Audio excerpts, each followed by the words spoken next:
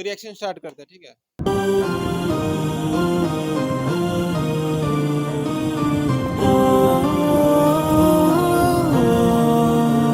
मैंने मासूम बहारों में तुम्हें देखा है, मैंने पुरनूर सितारों में तुम्हें देखा है।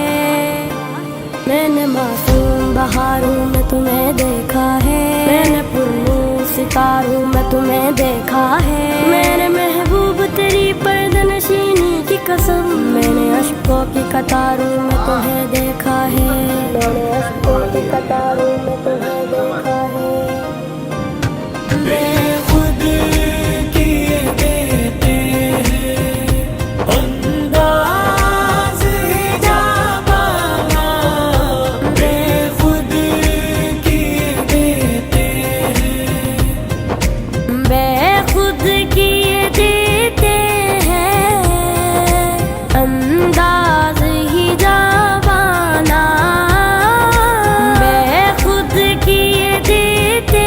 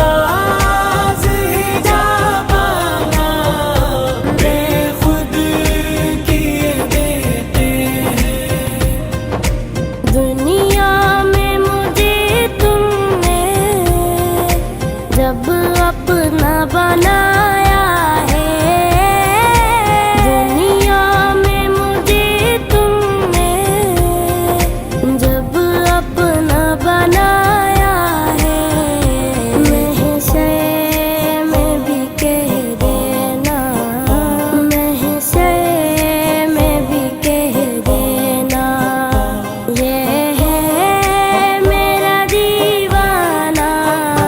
बेखुद किए